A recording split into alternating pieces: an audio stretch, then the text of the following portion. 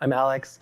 I'm a research scientist at Google New York, and I've spent the last 7 or 8 years building and deploying differential privacy solutions at Google. I co-created tools and infrastructure that are used by hundreds of teams across the company, and I also publish academically on differential privacy quite a bit. Now, why am I telling you all this? I'm telling you this because the title of this talk is a bit of a euphemism. And what I really want to talk about today are the problems with DP, the challenges that come up when you try to apply DP to hard problems in practice. And I want you to know that I'm not telling you this to convince you not to use DP, but because I think that it's important that we acknowledge the challenges that are there, because they're there whether we want them to be or not, and to give this community of people who care about strong privacy protections the opportunity to solve those problems before they're sort of solved for us, so to speak. So I think a lot of you probably know what DP is, but I wanted to kind of get everyone on the same page with like the simplest definition of DP that I know. This is pretty much all of the math in the talk, so if you can handle this, should be all right. So DP is a promise. It's a promise from me, the data processor, to you, the user. And the promise is that if you choose to give me your data for my computation, that it will not harm your future utility by more than some amount, right? And what is that amount? It's e to the epsilon. Just to make this concrete for people who don't like math too much, like the exponential of 0.1 is about 1.11, which means that a privacy parameter of epsilon equals 0.1 implies that your utility will not be harmed by more than about 11%, okay? It's very concrete. I want to call your attention to a couple of things about this definition before we go on. The first is this notion of future utility sounds super vague. In fact, if you just read this definition, you might really not even understand why this is about privacy at all. Right, so maybe my utility is about the number of dollars in my bank account. Maybe your utility is about how many people know your private medical data. Differential privacy as a concept doesn't care. It's a very strong protection that applies regardless of your notion of utility. And that's why we use this kind of generic terminology, right? However it is, whatever the things in your life are that you care about, related to privacy, as we conventionally think of it or not, differential privacy protects them. The other thing I want to call your attention to is this phrase, will not, right? So like, it will not harm utility, like under what assumptions, under what conditions? Again, the answer here is super strong. It's essentially any conditions, right? Even if there's an attacker with infinite computational power, infinite side knowledge, they still will not be able to damage your utility by more than this amount. Okay, so this is nice, right? The strength of DP came about at a time when companies, not to pick on anyone, but like Netflix and AOL wanted to do data releases. They got smart people to think really hard about the privacy, and they got it wrong. Right? It turned out that the privacy implications of those releases were much more severe than anticipated. And so the vision of differential privacy, which is captured in this quote from the canonical textbook, is that you can sort of replace these kinds of fuzzy case-by-case privacy judgments with the sort of universal framework that just guarantees data will be safe for analysis, sort of regardless of what else goes on. And you don't need to think about it carefully every time. And of course, the reason you don't want to do that is because you might make a mistake. Okay, so this is kind of the conventional pitch for differential privacy. It's a good pitch. And I want to emphasize that this pitch is fulfilled in practice in many cases, especially what I'll call simple problems, which is when you have a lot of data and you're computing a relatively small number of statistics about that data. But the point that I want to focus on today is that, in fact, in practice, DP has eliminated a class of fuzzy case-by-case privacy judgments, but has also created a new class of fuzzy case-by-case privacy judgments. And it's important to acknowledge this because these are the things that make differential privacy difficult to implement in practice. So what I want to do for the rest of the talk is give you kind of 2 broad examples of this phenomenon, and then try to talk a little bit about where I think it comes from, on an almost sort of like philosophical level, and then maybe what we can do about it. But spoiler, I don't have all the answers. Okay, so the first example I want to give is in bounding sensitivity. So again, I know a lot of you are familiar, but just to kind of lay it all out, imagine that you possess a collection of receipts provided by users. And the computation you'd like to perform is to compute the average dollar value of all the receipts. Right, so how do we do this with differential privacy? What we're going to do is basically, you can think of it as adding a fake receipt, a noisy receipt. The dollar value of this noisy receipt is going to be generated randomly according to some distribution. And the basic idea here is that the scale of that distribution is big enough that the noise would kind of cover the effect of any one person's receipt. Right? And so that's why I say the noise is scaled to the maximum contribution of one person. If that noise is there, then you can't really tell whether any one person is there or not, because it could just be the noise. And I want to emphasize this word maximum, right? The formal guarantee of DP requires that this noise is a strict upper bound on the actual maximum contribution that anyone can make. If you don't have that, you don't have a guarantee. But of course, in the real world, there may not be any prior bound on the number of dollars that a receipt can be for, right? Maybe most receipts are smallish, but sometimes you see big ones. And so in practice, what we have to do is make a choice. We have to choose a bound, and then we have to enforce it to ensure that it's a proper maximum, and then we're going to add noise adjusted to that bound. And so now there's a trade-off, right? If we set the bound too low, then we'll end up introducing error just because we have to clip all the values of the receipts. On the other hand, if we set the bound too high, we don't have to clip the receipts very much, which is great, but now we're adding a lot of noise, right? And so this is kind of a bias variance trade-off that we're forced to make in practice. And the question is, how should you pick this bound? Now, if you're lucky, maybe you just kind of like know the right bound and everything is great. But oftentimes, if you want to do this across a wide range of applications, you need some kind of semi-automated way to do this. And an obvious thing you'd like to do is choose the bound that optimizes the accuracy of the result that you're going to get. But how do you know the accuracy of the result? Well, you have to look at the data. And if you're going to look at the data, then you have to ask yourself, are you going to use DP to choose the bound for DP? If you don't, the DP guarantee that you're aiming for is void, because you've used the data in a non-DP way. And if you do want to use DP, well, now you're solving another DP problem, and you're going to have to choose a bound to pick your bound, and so on. Now, I want to emphasize that this is a super common problem. Anybody who's deployed DP has dealt with it. And what people often do, what I often do, is to say, you know what? I'm not going to use DP for this part. We're going to pick the bound in a reasonable way that doesn't reflect any obviously private information, and then we're just going to apply it.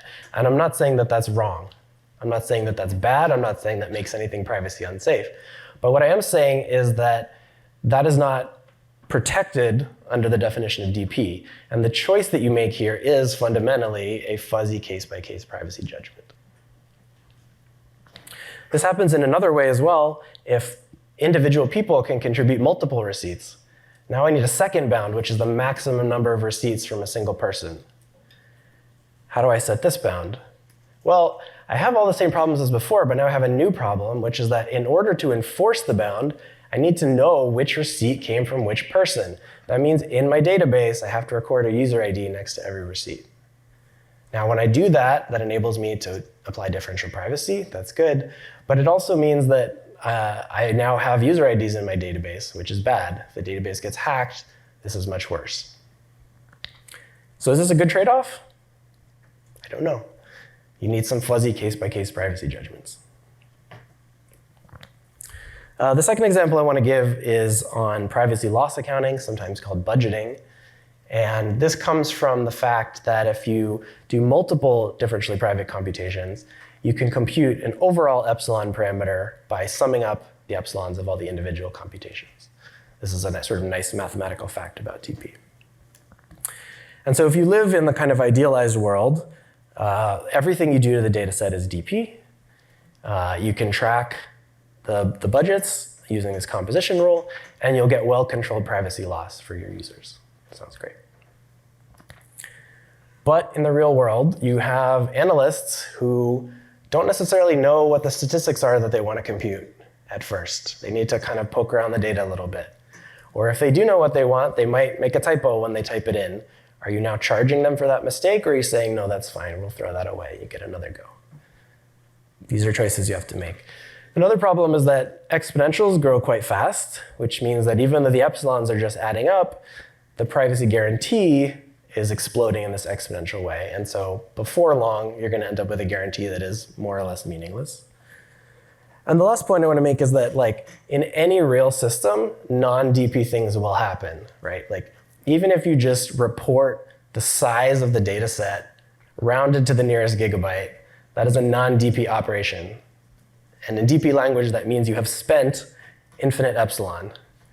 This is a weird property of a budgeting system where a mistake costs you all of the money you have and can ever have.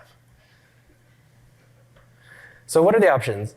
Well, we can enforce tight budgets, but we have all these problems. We're going to limit our analysts. We kind of run into these nonsensical situations. Of course, we get the guarantee.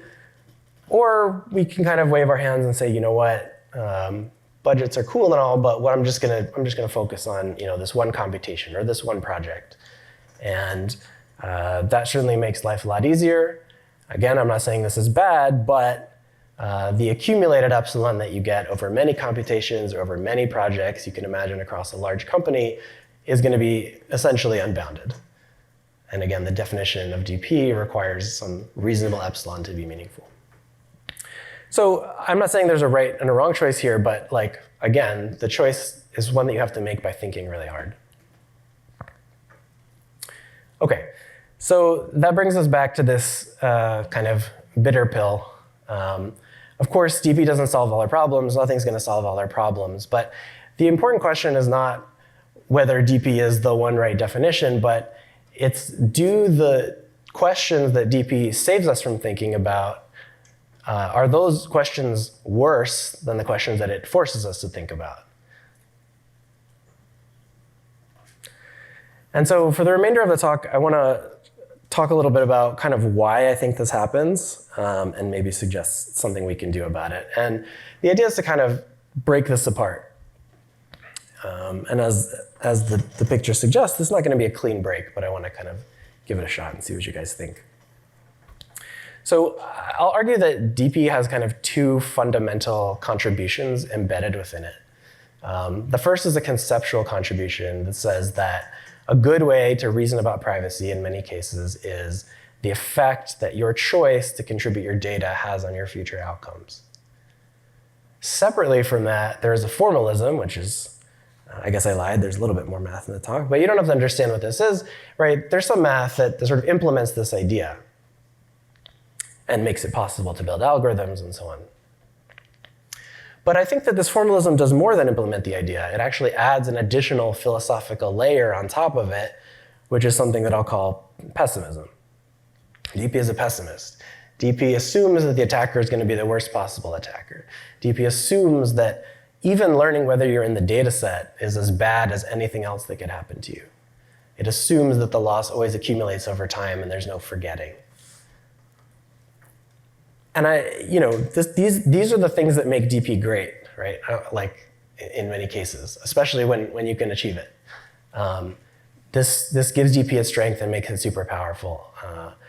At the same time, when things get difficult, this sort of pessimistic worst case worldview doesn't really comport with the way that most people think about these kinds of things, which is in terms of risk.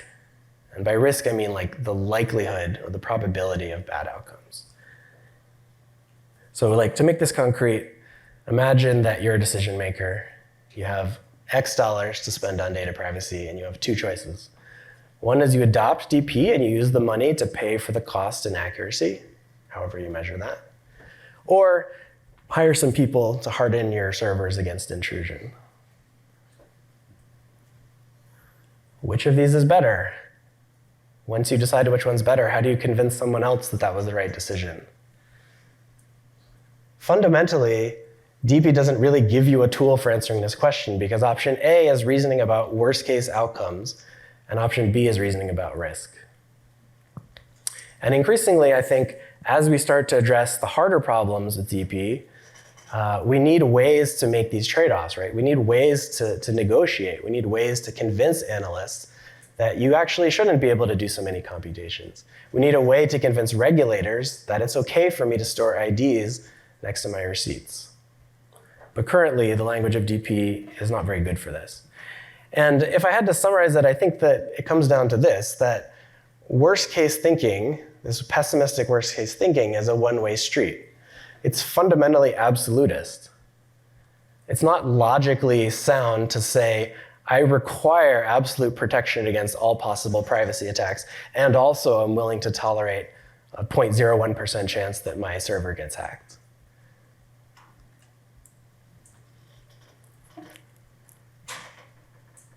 So, okay. I painted a sort of bleak picture, and you might be thinking, hey, Alex, actually, DP does have a sort of softness to it. DP does have a way to negotiate, and that is with the parameter epsilon. And in fact, I would argue people do this. I pulled some random applications off of Damien's blog and put the epsilons here. Okay. Now, I'm not trying to pick on anyone. I'm not trying to argue that these are bad. I'm not trying to argue that any of these are not privacy safe. What I am trying to argue is that an epsilon of 10 means that your utility will not be harmed by more than 2 million %. That is not a meaningful guarantee by my standards. And so I think the point here is that we already somehow, DP practitioners, are relying on some kind of internal, informal reasoning when we make decisions about when it's okay to not use DP for some computation, or when it's okay to use a large epsilon. And what I think we need to do is to stop being pure pessimists, but of course not be pure optimists either. We need metrics that reflect what people actually care about, which is risk. And I think we can do this in a differential way. We can talk about differential risk. Like, what is the risk of a bad outcome from you contributing your data to a data set? And so I'll just close by gesturing at some possible directions here, right? So one is empirical testing. You can do some kind of automated check to see if the model memorizes your data under some definition of memorization, and if it doesn't, then maybe that indicates low risk. You can also imagine new ways of reasoning about risk, new frameworks for translating risk from one setting to another. And you can even imagine something as simple as just standards that we all agree are, in our best judgment, are reasonable today, and then we'll revise them if they change in the future. And ultimately, I think our goal has to be to somehow codify the logic that we've built up that we never write down, and we kind of hide behind this formality of differential privacy. And I'll just say one more thing, which is that, if you take this worst case pessimistic position, then you don't have any way to fall back. The only fallback you have is to abandon your position, or to have someone abandon your position for you. And I think that that's a bad way to fail when privacy is at stake. So thanks very much. I'll take your questions.